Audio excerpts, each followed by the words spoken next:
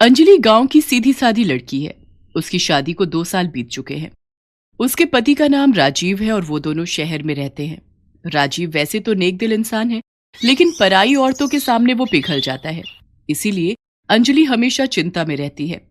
Office से आने के बाद हर रोज अंजलि राजीव का फोन चेक करती है। क्या अंजलि, तुम हमेशा मेरे ऊपर शक करती रहती हो? मुझे तुम्हारे ऊपर कोई भरोसा नहीं है। पता नहीं बाहर क्या क्या करते रहते हो। अंजलि को हमेशा शक लगा रहता है। इसमें अंजलि की कोई गलती नहीं है। ऐसे ही दिन बीतते रहते हैं।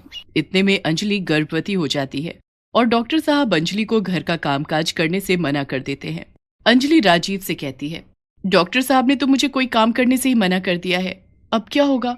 एक काम वाली बाई रखनी होगी। तुम चिंता मत करो, मैं सब कुछ संभालूंगा।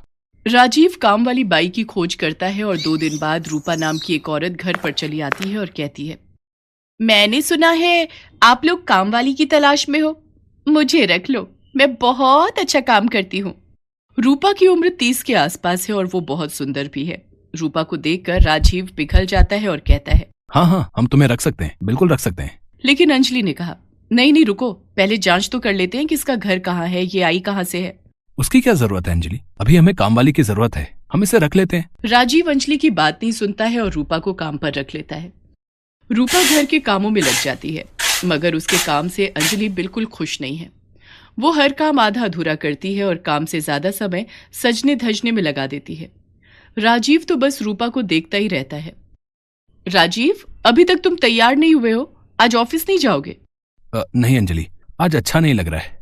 अंजलि आराम करती रहती है और राजीव बैठकर पूरा दिन रूपा को देखता रहता है। अरे साहब, क्या देख रहे हो ऐसे? तुम्हें देख रहा हूँ रूपा, तुम कितनी सुंदर हो। ये सुनकर रूपा शर्मा जाती है और कहती है, ऐसे ना बोलो साहब, मालकिन सुन लेगी तो बवाल हो जाएगा।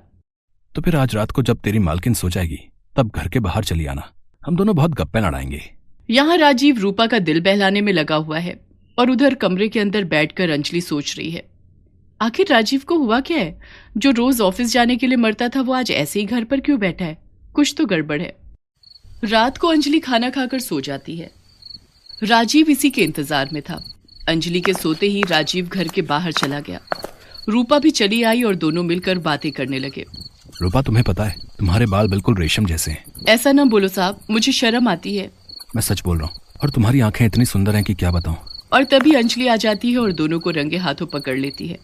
अच्छा, तो ये चल रहा है यहाँ पर? मैं सो क्या गई, तुम यहाँ काम वाली के साथ गप्पे लड़ा रहे हो? अंजलि को देखकर दोनों घबरा जाते हैं। रूपा डरी हुई आवाज में कहती है, अब नहीं मालकिन, मेरा कोई दोष नहीं है, साहब ने ही मुझे बुलाया था। अरे हाँ अंजलि, मैंने ही रूपा को बुलाया था।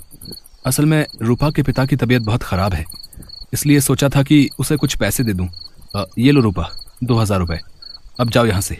रूपा पैसे लेकर चली जाती है, लेकिन अंजलि का शक नहीं जाता। अगले दिन से अंजलि ने रूपा की निगरानी करनी शुरू कर दी। ये रूपा मुझे कुछ ठीक नहीं लग रही है और राजीव का तो कोई भरोसा ही नहीं है। ऐसे ही कुछ महीने बीत गए। इन महीनों में राजीव रूपा पर पूरे तरीके से फिदा हो गया। उसने रूपा की तनख्वाह भी बढ़ा दी। रूपा भी काम चोरी करने लगी। एक दिन अंजलि ने देखा कि उसके कमरे से उसकी घड़ी गायब है। अंजलि ने इधर उधर ढूंढा, लेकिन घड़ी नहीं मिली। अंजलि ने कहा, घड़ी ऐसे तो गायब नहीं हो सकती, कल रूपा आई थी यहाँ, जरूर उसी ने ली होगी, उसके ऊपर मुझे पहले से ही डाउट था। अंजलि की बात सुनकर राजीव ने कहा, अरे नहीं अंजलि, रूपा इतनी बुरी भी नहीं है, तुम्हारी घड़ी कहीं गिर गई होगी। राजीव मानने को राजी ही नहीं कि रूपा ऐसा कर सकती है। उसके बाद से हर 2 दिन में घर से कुछ न कुछ गायब होने लगा। मगर राजीव ने रूपा को काम से नहीं निकाला, क्योंकि वो तो रूपा से प्यार कर बैठा था।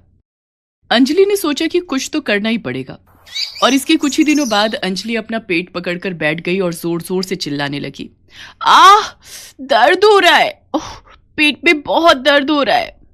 राजीव और रूपा दौड़ कर आए। राजीव ने अंजलि को अस्पताल ले जाने के लिए गाड़ी बुलाई और रूपा के हाथ में घर की चाबी देकर राहुल अंजलि को लेकर निकल पड़ा अस्पताल की तरफ।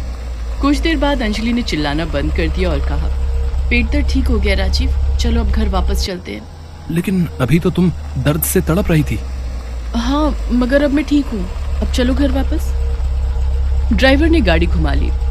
घर के सामने पहुंचते ही अंजलि ने देखा कि घर का दरवाजा खुला हुआ है।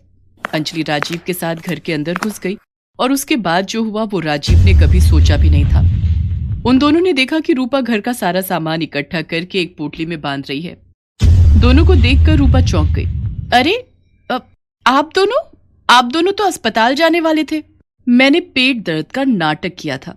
मुझे पता था कि तुम एक चोर हो, इसीलिए मुझे ये नाटक करना पड़ा। छी रूपा छी, मुझे तुमसे ये उम्मीद नहीं थी। राजीव, पुलिस बुलाओ। रूपा अंजलि के पैर पकड़कर रोने लगी। मुझे माफ कर दो मालकिन, मुझसे गलती हो गई। मगर अंजलि ने एक भी बात नहीं सुनी। कुछ देर बाद पुलिस आ गई और रूपा को अरेस्ट करके ले गई। अंजलि ने राजीव से कहा, देखो राजीव, बीवी के अलावा और कोई सगा नहीं होता। राजीव ने अंजलि से माफी मांग ली।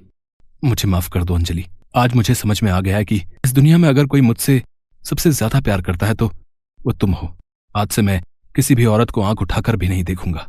राजीव सुधर गया और इसके बाद से उसने और किसी औरत से बात भी नहीं की। कुछ महीनों बाद दोनों को एक बेटा हुआ और सभी खुशी खुशी रहने लगे।